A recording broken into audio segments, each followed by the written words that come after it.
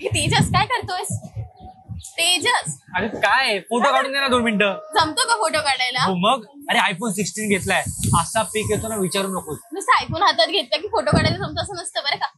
माझे पुढचे पण विचार आहेत. मी काय काय? विचार केला माहितीये का, आता हेच फोटो ना इंस्टाला टाकायचे आणि पोएम टाकायची आणि त्याला मोटिवेट करायचं. काय स्वप्न ना. थँक्यू. हे बघ फोटो ना, हे बघ मैत्रीण म्हणून सांगते आता, तर तुला असं करायचंच आहे ना, मग खरंच एखाद्या एक्सपर्ट कडून शिक ना, गायडन्स तरी घे. अरे पण शिकवणार कोण? शिकणार आहेस का? हो. मी तुला घेऊन चालतो. चालेल. चल. सो हॅलो गाईज, माझ्या मित्राला इतकं छानपणे गैरसमज आहे की हातात एक आयफोन आला आणि आपण कॅप्शन मध्ये 2 लाईन गुगल किंवा ChatGPT करून लिहिलं की सगळं होऊन जातं. अगं पण मला ह्यांच्या समोर काय बोलायली? अरे तू त्यांच्याकडून शिकावंच जरा तेजस. अगं पण मी मस्ती केलेली. अरे खरंच काय ते wild life photographer influencer plus motivation speaker is. अगं मी मस्तीच बोललो की मी मल्टी टॅलेंटेड. शिकायचं होतं ना, मग शिक त्यांच्याकडून. ठीक आहे. सो भेट माझ्या सरांना, अविनाश शेट्टी. हॅलो सर, कशा? मस्त. तू कसा आहेस? मी मस्त आहे. ही थोडी नर्वस आहे, बाकी काय. तू एकदम कॉन्फिडंट दिसतोस. Thank you sir. कॉन्फिडंट असतो सर. सो आता आपण म्हणजे तुम्हाला गेले 19 इयर्स झाले तुम्ही वाईल्ड लाईफ फोटोग्राफी करताय. तुमचा एक्सपिरियन्स कसा होता? किंवा अब्बा नाही मानेंगे जे आता चालतं किंवा ज्याला आपण फोटोग्राफर बनायचं असतं ते सगळे बोलतात की अब्बा नाही मानेंगे. तर तुमचे अब्बा मानले होते का? सगळ्यात पहिले वाईल्ड लाईफ फोटोग्राफी हे माझं प्रोफेशन नाही, मी एक छंद म्हणून पॅशन म्हणून करतो. मी प्रायमरीली एक शिक्षक आहे. सो माझं वेल सेट करिअर ऑलरेडी आहे, तेव्हाही होतं. त्यामुळे वाइल्ड लाइफ फोटोग्राफी एक छंद म्हणून सुरू केलं. ऑब्वियसली ना अब्बा को प्रॉब्लेम था ना बीवी को प्रॉब्लेम. आणि ते सगळं बॅलन्स करून आपलं मेन प्रोफेशन करिअर बॅलन्स करून फॅमिली टाइम बॅलन्स करून मग माझ्या ऍक्टिव्हिटीजसाठी मी वेळ काढतो.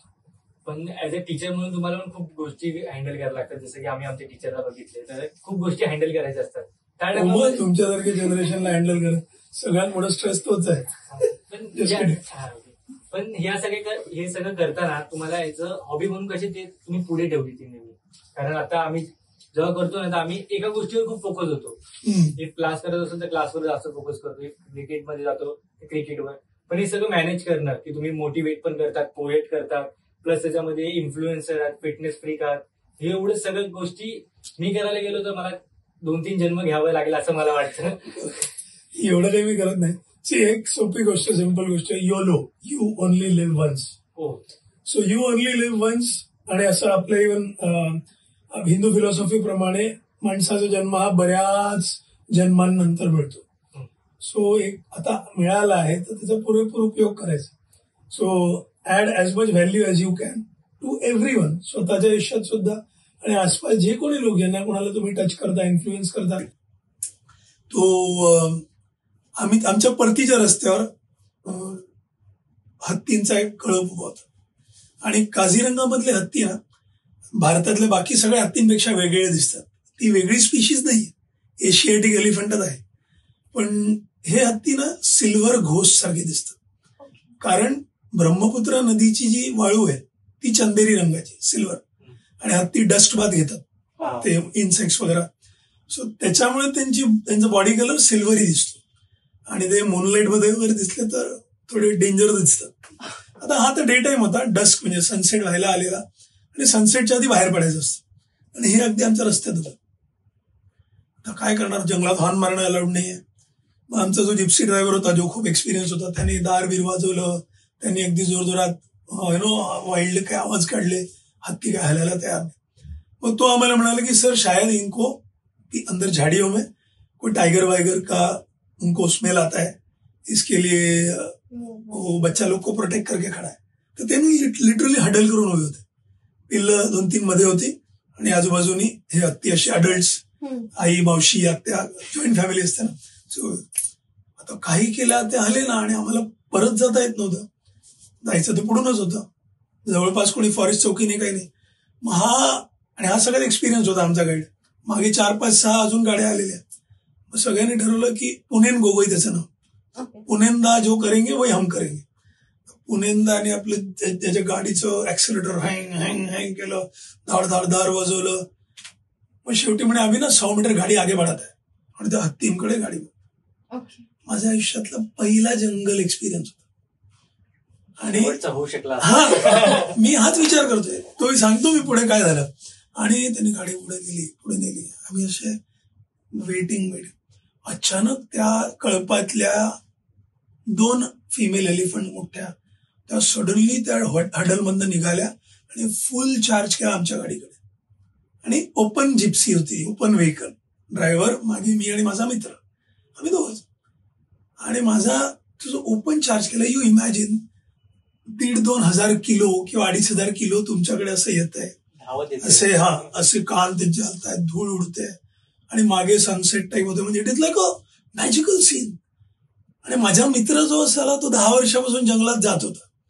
त्याला माहिती होतं की हा मॉक चार्ज आहे, म्हणजे हुल मारतायत. पिल्लांचं प्रोटेक्शन त्यांच्यासाठी जास्त महत्वाचं आहे, माणसाला अटॅक करणं नाही. त्याला माहिती होतं.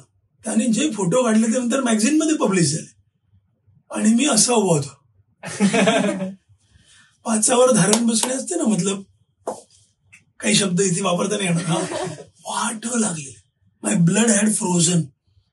आणि खरंच मला वाटलं होतं की आता एक गाडी पलटवतील पूर्ण आणि आपण कॅमेरा आणि आपला जीव मुठीत घेऊन त्या जंगलात धावत जाऊ.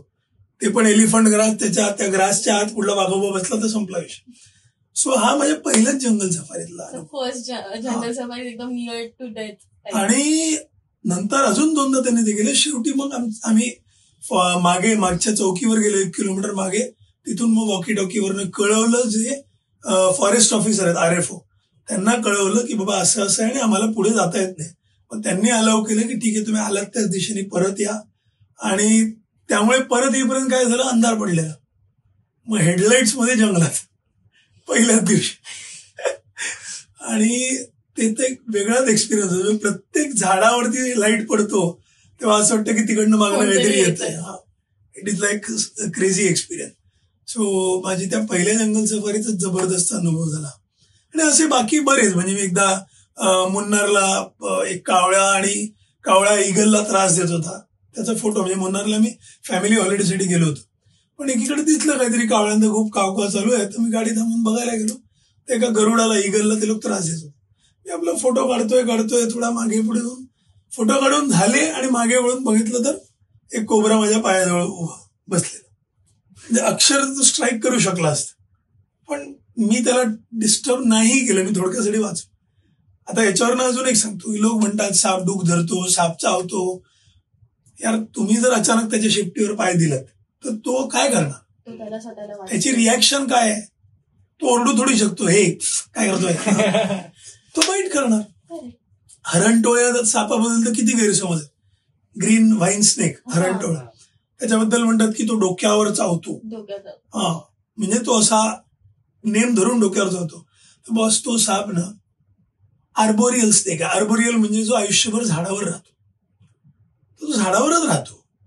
आता तुम्ही जर त्याला डिस्टर्ब केलं, समजा आता माथेरान, महाबळेश्वर कुठेतरी तुम्ही तिथे असतात हे साप, आणि तुम्ही फ्रिस्बी वगैरे खेळताय आणि तुमची फ्रिस्बी गेली झाडीत, तुम्ही ती काढायला गेले, तिथे हे बाई मस्त आराम करतात, अचानक तुम्ही डिस्टर्ब केलं तर तो कुठे चावणार? तो काय खाली येऊन तुमच्या पायाला चावणार आहे? नियरेस्ट ऑब्जेक्ट हा आहे.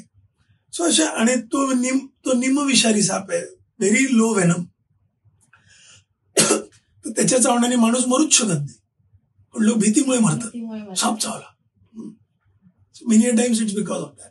I guess it's about the cultivative theory, जी आम्हाला शिकवली आहे की आपण पिक्चरमध्येच एवढ्या गोष्टी बघतो आणि आपलं ब्रेनच ते प्रोसेस करतं की ऍक्च्युली ती गोष्ट व्हायच्या आधीच आपण ते समजून घेतो की हे झालंय माझ्या. बस, एक्झॅक्टली. आता विषय निघाला जंगलातला, तर जंगलामध्ये आता मूवीज मी दाखवतात की अंधार असतो, भूत असतात किंवा काहीतरी थ्रिलर.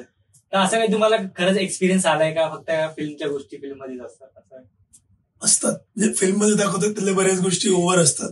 तो कुठला एक बऱ्याच वर्षांपूर्वी अजय देवगणचा पिक्चर होता, कॉर्बेटमध्ये शूट झालेला, त्याचं नाव काली असतं काहीतरी, आणि त्या 4 वाघ बी असे समोरून येतात. Too many false things are shown in movies. मला त्या पिक्चरचं नाव आठवत नाही. तो एनिवे, द पॉइंट इज की थ्रिलर गोष्टी किंवा असं काही. मोलेमचं जंगल, मोलेम हे साऊथ गोवामध्ये, दक्षिण गोवा इतकं सुंदर आणि हिरवगार आहे. Goa is normally only non for beaches, पण साऊथ गोवा बीचेस पण आहेत, तिथे गर्दी कमी आहे आणि जंगल भन्नाट आहे. तर तिथे भगवान महावीर वाईल्ड लाईफ सँच्युरी आहे. तिथे तुम्हाला पायी फिरता येतं जंगलात. आणि आमचा जो होस्ट होता, आम्ही तिथे एका रिसॉर्टमध्ये जे असे विलेज होमस्टे टाईप रिसॉर्ट होतं, त्यांनी आम्हाला मग तिथला जो नॅचरलिस्ट होता, जो एक्सपर्ट होता, तो आम्हाला घेऊन गेला.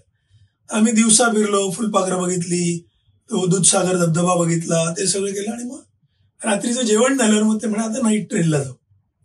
तो टॉर्च बिर्च सगळ्यांनी तयार ठेवा आणि प्लस पायात सॉक्स मध्ये तुमची ट्राउझर खोचून ठेवा, कारण पावसाळ्याचे दिवस आहेत. लीच हा तो काय म्हणतात जळू, ते पायावर चढून रक्त पिऊ शकतात. ऍक्च्युली ते पायावर चढून रक्त प्यायला तर चांगलंच असतं, कारण आपलं रक्त शुद्धीकरण आयुर्वेदिक ट्रीटमेंटमध्ये वापरतात. आम्ही निघालो आणि तिथे थोडा वेळ जंगलात गेलो. एक सिलॉन फ्रॉगमाउथ नावाचा एक पक्षी असतो, तो श्रीलंकेहून येतो, तो स्थलांतर करतो, मायग्रेट करतो. तो बघितला मस्त रात्रीच्या वेळेला झाडावरती झोपलेला, त्याचं टॉर्च लाईट मध्ये बघितलं. आणि थोडं पुढे गेल्यानंतर मग आमचा जो नॅचरलिस्ट होता तो म्हणतो की आता ना सगळे जवळ या. आम्ही 8 का 10 जण होतो सगळे, आपण आता बसलोय तेवढ्या अंतरावर. आणि म्हणजे आता टॉर्च बंद करा. सो पावसाळ्याचे दिवस, तुम्ही वेस्टर्न घाट्स मधले का घनदाट जंगलात आहात आणि तुम्हाला तुमचा गाईड म्हणतो की आता टॉर्च बंद करा. आणि त्याच्यावर अजून एक इन्स्ट्रक्शन की टॉर्च बंद करून डोळे मिटून बसा 3 ते 4 मिनिट. म्हणलं का? म्हणजे ते नंतर सांगतो, जस्ट ट्रस्ट मी. आणि लाईट बंद, टॉर्च बंद करून, हेड टॉर्च वगैरे सगळं बंद करून गुडूप अंधार झाला आणि आम्ही डोळे मिटून बसलो. 3 मिनिट म्हणजे अक्षरशः पानांची सरसर, ब्रीदिंग सगळं ऐकू येत होतं. श्वास सोडला घेतला सगळं ऐकू येत होतं. कोणी थोडासा असा पाय असा गेला आणि प्लस जंगलातले सगळे आवाज. त्यावेळेला त्या अंधारात ते 10x मॅग्निफाय झाल्यासारखे वाटत होते. नॉर्मल आवाज सगळे, पण आपल्याला ते फिअरिंग वाटत. आणि जे डोळ्याला दिसत नाही तर बरंच काही इमॅजिन करत होते की आता अचानक कुठून तरी वाघ येईल किंवा कोणाला तरी किंचाळण्याचा आवाज येईल. आणि कोणाचं असं समजा बाजूच्या तर असं टच जरी झालं तरी आणि मग त्याने आम्हाला सांगितलं आता डोळे उघडा. The entire forest floor was glowing with green light. Entire म्हणजे जिथपर्यंत नजर जाते सगळं ग्रीन फ्लोरिसंट लाईट. अँड मॅडनिंग म्हणजे अंगावरचं, मी आता सांगतोय तेव्हा मला गुजबम्स येतात की आम्ही की काय. मग त्याने आम्हाला एक्सप्लेन केलं की ह्याला बायोल्युमिनिसंट फंगाय म्हणतात. सो फंगस आहे ज्याच्या आतमध्ये स्वतःहून लुमिनन्स आहे, म्हणजे लाईट. आता तुम्ही कुठल्या व्हायरल रील्स मध्ये पाहिलं असेल, कोकणातल्या काही बीचेसवर निळा लाईट, सेम तसंच हे ग्रीन होतं.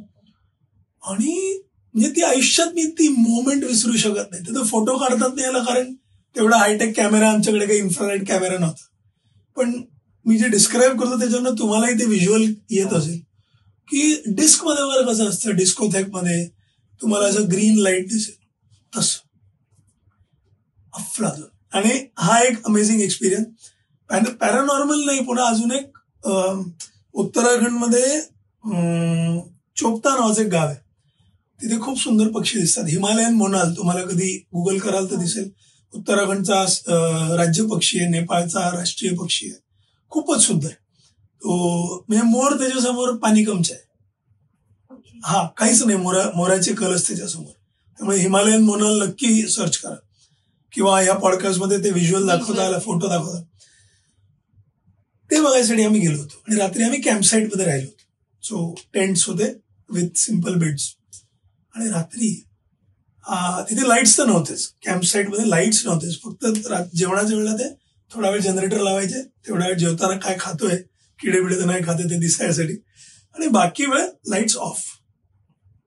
अचानक आमच्या जवळच्या कुठल्या तरी झाडावरनं आवाज, तो आवाज मला काढता नाही येणार, पण आपण म्हणतो ना हडळ, चिटकीड, ती कशी ओरडेल, किंवा इंग्लिशमध्ये त्याला म्हणतात बॅन्शी, BANSHEE. जिम कॉर्बेटच्या पुस्तकात त्याचा उल्लेख पण आहे. पण ते माहीत असून सुद्धा इट वॉज शिट स्केरी. म्हणजे एवढी भीती वाटलेली. आणि आम्ही दोघं होतो ट्रेनमध्ये, मी आणि माझा मित्र. अक्षरशः टर. तो आवाज असा होता की एखादा भूत, एखादा राक्षस किंचाळतोय. आणि मग थोड्या वेळाने we got to our senses. म्हणजे इथे जर बॅकग्राऊंड मध्ये तो आवाज टाकता आला ना, मला जो आवाज सापडला तर मी तुम्हाला व्हॉट्सअपला किंवा पाठवतो. It is scary to another level. Blood freezing असतं ना, आपलं लिटरली रक्त गोटेल असावं.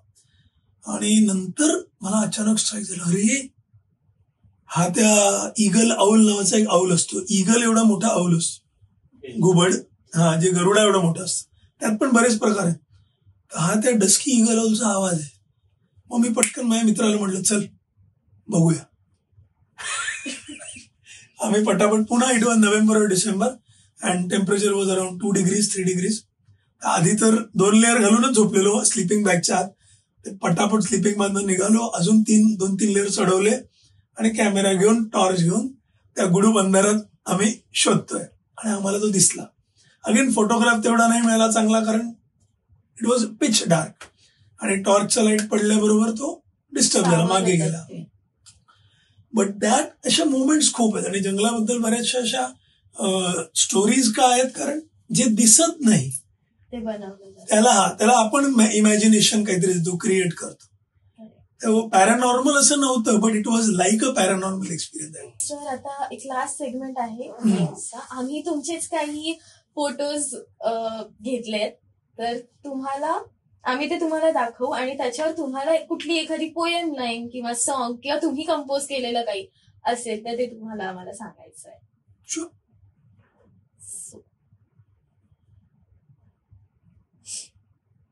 फर्स्ट हा बघतोस काय मुजरा घर. दिस आय गेस तुम्ही हाच म्हणत होते, तुम्हाला ओपन विंग्स. नाही, तो हा वेगळा. ही पर्पल स्वॅम्प आहे ना, तो बरीच गाणी सुचत आहे त्याच्यावर. आय कॅन से आशाएं खिले दिल की, उम्मीदें हसे दिल की, किंवा फिर से उड चला. तो तुम्ही बोलत काय तुम्हाला गाणं पण गाता येतं, तर एक झालं तर चांगलंच. आमच्या ऑडियन्स साठी पण खूप छान वाटेल की ओके. तूफानों को चीर के मंजिलों को जीत ले, आशाएं खिले दिल की, उम्मीदें हंसे दिल की, अब मुश्किल नहीं कुछ भी, नहीं कुछ भी. थँक्यू. तुम्ही पुन्हा इथले व्ह्युअर्सला पण सांगेल की बऱ्याच जणांनी बहुतेक शिवकल्याण राजा नावाचा अल्बम ऐकला नसेल. प्रत्येक मराठी माणसाने किंवा प्रत्येक शिवभक्तांनी ऐकावं. आणि सुंदरसं डिस्क्रिप्शन आहे बाबासाहेब पुरंदरेंनी केलेलं, आणि गाणी सगळी लता दीदींनी गायलेली आहे. तर ते गाणं म्हणजे ऐकताना सुद्धा शहारे येतात अंगावर. आणि पूर्ण शिवाजी महाराजांच्या जन्माच्या आधीपासून ते राजे झाले, छत्रपती झाले, तिथपर्यंतची पूर्ण स्टोरी. आणि इट इज ब्युटिफुल. निश्चयाचा महामेरू बहुत जनासी आधारू, हे जे काव्य आहे, मी पुन्हा बोलतो तेव्हा. सो प्लीज एव्हरीवन, जर तुम्ही मोटिवेशन बघताय ते ऐका. आणि I would just like to close this with, तुमच्यापैकी जे कोणी स्वतःला शिवभक्त म्हणतात, आंबेडकर भक्त म्हणतात, तुम्ही त्यांच्या नावाने भगवे झेंडे किंवा निळे झेंडे घेऊन वर्षातला 2 दिवस फिरतात, अशा लोकांना फक्त माझे हात जोडून विनंती, ते झेंडे नाही फिरवलं तरी चालेल, पण या महान व्यक्तींच्या 1-2 क्वालिटीज आपल्यामध्ये जर आणल्या तर तुम्ही खरे शिवभक्त, तर तुम्ही खरे आंबेडकर भक्त. And that can create the society that these great people, यांना जो समाज घडवायचा होता तो खरंच घडेल. थँक्यू सो मच सर, तुम्ही आम्हाला वेळ दिला. त्याच्यामध्ये पण मोठी गोष्ट आहे की तुम्ही तुमच्याकडे बोलून हे घेतलंस. ऍक्च्युली हे सेटअप सगळं सरांचं आहे. म्हणजे पहिले असे आम्ही पॉडकास्ट शूट केलंय की आम्ही फोन आणि माईक सोबत फोन आणि 6 लोक आलोय तोंड उचलून, बाकी काहीच आमचं नाही. सगळं सेटअप सरांचा, लाईट सरांनी ऍडजस्ट करून दिले. सर म्हणजे असं काय बोलतात एक मोठ्या माणसाचा आपल्यावर हात असतो ना, तर आम्हाला जेव्हा काम करताना मजा येते, तर ते आम्हाला फील झालं की असे सर पाहिजे पाठीमागे आपल्या, कारण अशीच पिढी येते आणि आम्हाला पण कॉन्फिडन्स आला की म्हणजे आता आम्ही याच्या बस कर पुढे पगली रुलाई. ओके गाईज, मी आज M&M बरोबर पहिला पॉडकास्ट केला आणि मला खूप मजा आली. It was a great interactive session. मजा आली. टीम जे कॅमेरा समोर होते ते सुद्धा आणि कॅमेरा मागचे सुद्धा खूप सगळे एकदम ऍक्टिव्ह, एनर्जेटिक, पॅशनेट यंगस्टर्स आहेत. तर नक्की M&M ला फॉलो करा. मी आत्ताच माझ्या फोनवरती इंस्टाग्रामवर लॉग इन करून त्यांना फॉलो करणार आहे. You also do it.